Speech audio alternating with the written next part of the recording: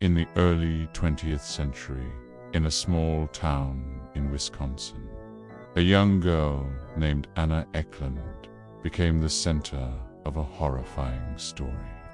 One of the most detailed and brutal cases of demonic possession in American history. This is not a legend. This is a true case, with witnesses, priests, and detailed records, telling of an innocent soul torn apart by multiple demons. This is the story of the exorcism of Anna Ecklund.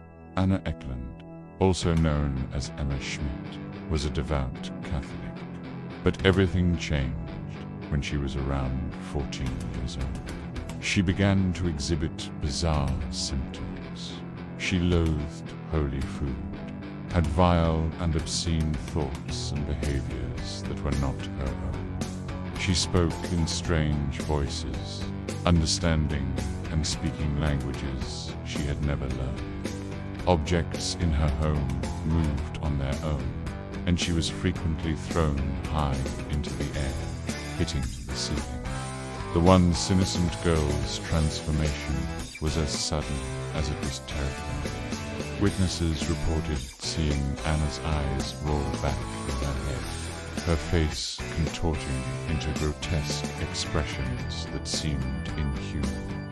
Her family, initially skeptical, soon realized that this was far beyond any ordinary teenage rebellion or mental illness. The girl they knew and loved seemed to have vanished, replaced by something dark and malevolent.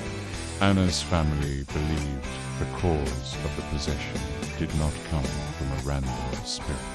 Her estranged aunt and her own father, who practiced witchcraft and worshipped Satan, had used dark magic to curse and drive Anna into this state. The demons not only possessed Anna, but targeted her with deep hatred, especially for her faith. The revelation of this familial betrayal added a layer of horror to Anna's already nightmarish situation. Her aunt, a woman who should have been a source of love and support, had instead become an agent of evil. Even more chilling was the involvement of Anna's father, whose dark practices had opened a doorway for demonic forces to enter his daughter's life. The very people who should have protected Anna had instead condemned her to a fate worse than death. As news of Anna's condition spread, the local community was gripped by fear and fascination. Some dismissed the stories as superstition, while others saw them as proof of the eternal battle between good and evil.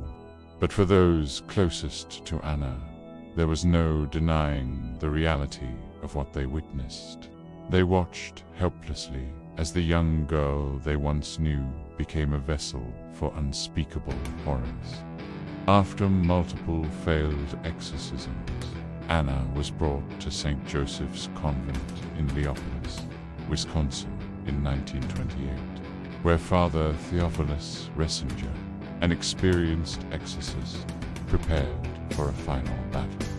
For 25 horrifying days, Anna was tied securely to her bed. She vomited dark brown liquid, tobacco leaves, and even live creatures. The voices of the demons, identifying themselves as Judas Iscariot and other devils, revealed the secret sins of those around them. From the trivial to the mortal, the convent, once a place of peace and prayer, became a battleground between the forces of light and darkness.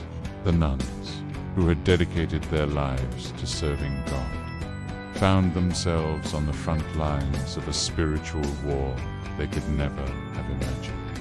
They watched in horror as Anna's body became a conduit for demonic forces, her voice alternating between her own terrified cries and the mocking laughter of the entities possessing her.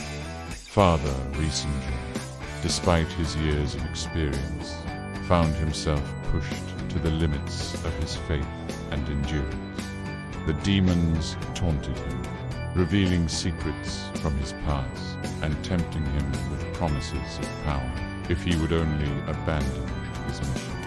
But the priest stood firm, drawing strength from his unwavering belief in the power of God to overcome even the darkest evil.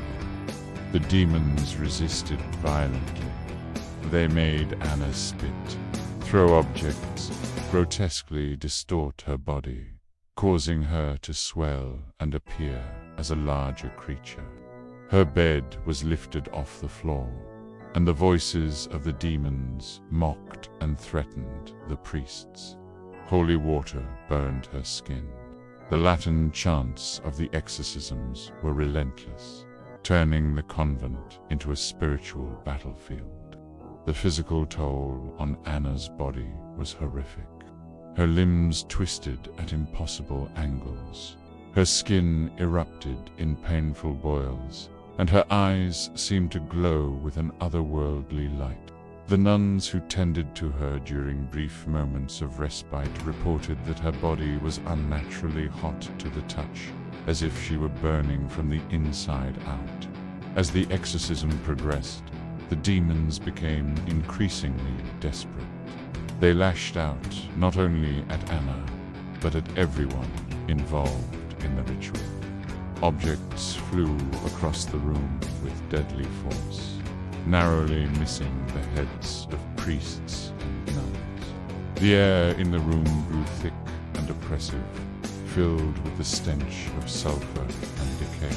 Some of the younger nuns fled in terror, unable to bear witness to the horrors unfolding before them. But Father Riesinger and his most dedicated assistants persevered.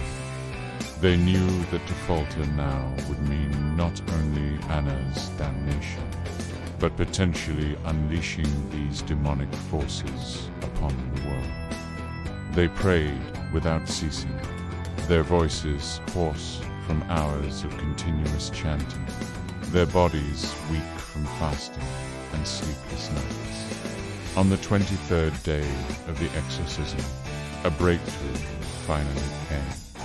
As Father Riesinger recited a particularly powerful prayer, Anna's body convulsed violently. The demons' voices, which had been a constant cacophony of threats and blasphemies, suddenly fell silent. For a moment, the room was eerily still, as if the very air was holding its breath. Then, with a final, ear-splitting shriek that seemed to shake the very foundations of the convent, the demons were cast out. Anna's body collapsed onto the bed, limp and motionless.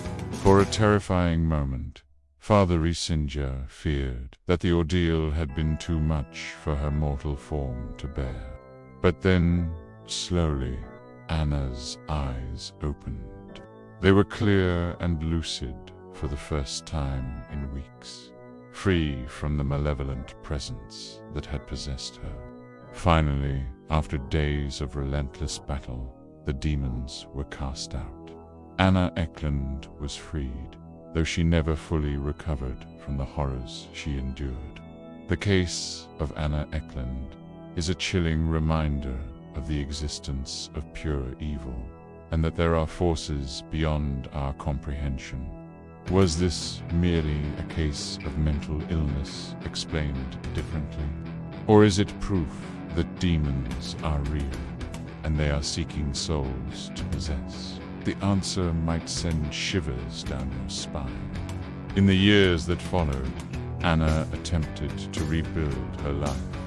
She sought solace in her faith, spending long hours in prayer and contemplation.